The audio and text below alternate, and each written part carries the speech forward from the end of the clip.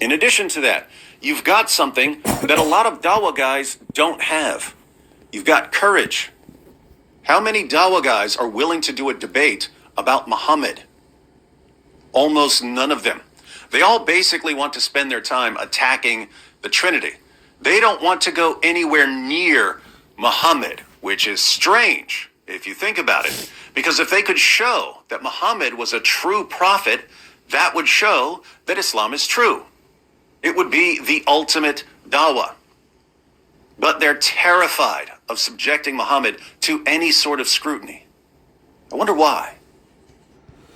Okay, so this is David Wood saying that he's talking about Central Dawa. Now, I don't know too much about Central Dawa. I've never seen any of his videos. I've never seen his debates, etc., etc. So Central Dawa is someone very new to me because I don't know him and I've never seen anything with him, any debate or video. But anyways, David Wood is saying that Central Dawa has something because he's willing to debate the prophethood of Muhammad.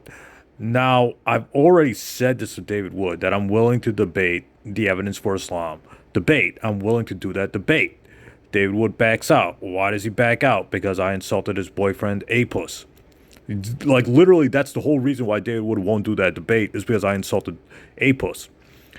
Well, the issue is that everybody insults Apus. Apus is made fun of by even, wife beater Sam Shamoon makes fun of Apus. But the real issue here is that there's a reason. The main reason why I'm making this video is because I know what David Wood is doing. I know why he wants to debate that topic, the prophethood of Muhammad, because it goes back to David Wood's attention-seeking syndrome or his historianic personality disorder. David Wood has something called histrionic personality disorder. What does that mean? That means that somebody does controversial things, or somebody is a drama queen, does drama queen like behavior in order to get all eyes and ears on them, in order to get attention. People with histrionic personality disorder are basically attention seekers. They're drama queens. They'll do anything for attention.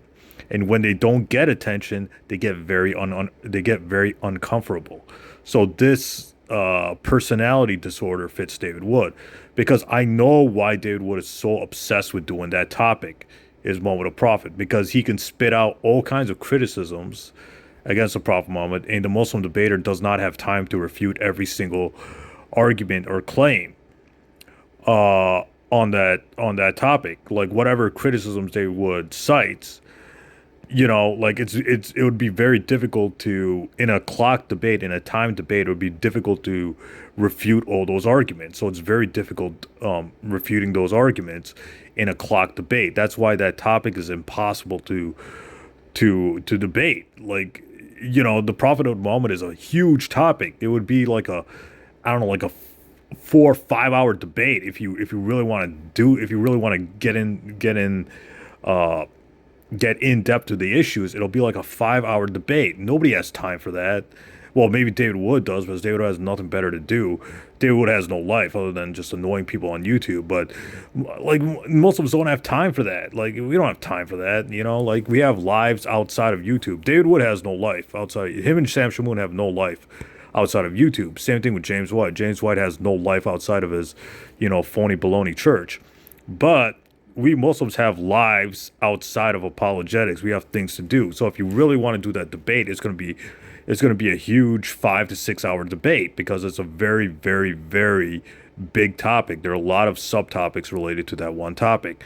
It's impossible to debate that topic in one debate. It'd have to be like, the only way to do it is to split it up into like 3, 5, 4 or 5 debates or something like that. That's the only way to debate that topic. But Muslims don't have time for that. I mean, I know why he's so obsessed with that topic, because he's going to cause controversy and drama to get attention for himself. Because when you debate Islam, when David Wood debates Islam, whatever it is, he can bring up any kind of controversial issue and make some kind of drama out of it, or make some kind of, or say these little controversial things so he gets the attention, etc., etc. So we all know David Wood's an attention seeker. We all know he's a drama queen. We all know he likes drama and he likes controversy because he gets the attention when he causes the drama and controversy using Islam or Muslims. So, yeah, we'll talk about the Prophet Muhammad, but we won't talk about it with you, David, because we know what you're trying to do. We know that you're an attention seeker. We know you're a drama queen, and you want to cause controversy and drama to get attention for yourself and your channel. Like, I figured this out way back. I figured this back 15 years ago, or yeah, about 15 years ago. I figured this out because when I did that debate. I did a debate with David Wood way back in 2009. It's called "Was Jesus Crucified?" And David Wood asked, "Are a lot of Muslims coming to the debate?" That should have been a big red flag right there, but I just let it go because David Wood wanted Muslims to come to that, a lot of Muslims to come to that debate. So we know this basically confirms what I believed all those years ago, is that David Wood is a attention seeker. He's a drama queen. He's Regina George from Mean Girls, So that's why David Wood's so hell-bent on debating the Prophet of Muhammad. Not because he's a truth seeker, not because he's sincere, not because he wants to know the truth, because David Wood doesn't care about the truth. He just cares about controversy, drama, and doing these controversial or saying these controversial or these controversial things, so he gets attention for himself, and he gets attention he draws attention to himself, and he draws attention to his channel. So I know what David Wood is doing, and we'll talk about the Prophet. We'll talk about the Prophet Muhammad on our own channel. We don't have to debate. We don't have to waste our time debating it with you. Now I'm offering David Wood a chance to debate evidence for Islam. That's it. That's all I'm gonna offer. My offer still stands. If David Wood is refusing, then that's not on me, that's on him. He's the one running away.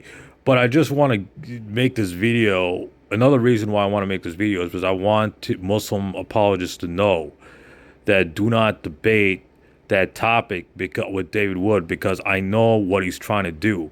He's trying to throw as many criticisms against Islam and the Prophet Muhammad as fast as he can, and you won't have time to refute all those arguments in one clock debate. The only way to do that debate is if it's split up into 3, 4, 5 debates. I think that's the only way to do it. But what Muslim apologist has time for that? Like, nobody has time for that, because we all have lives outside of YouTube. David Wood has no life outside of YouTube. But we Muslim apologists have a life outside of YouTube, outside of apologetics, etc. We have stuff. We have things to do. We live in the real world. David Wood doesn't live in the real world. James White doesn't live in the real world. We live in the real world, so we got things to do. But David Wood doesn't have things to do, other than annoying people on YouTube, annoying Muslims on YouTube.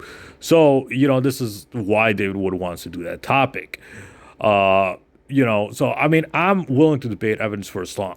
I'm willing to do that. So David Wood knows how to contact me. So let him contact me. Let him set it up. Let us set up a mutual format.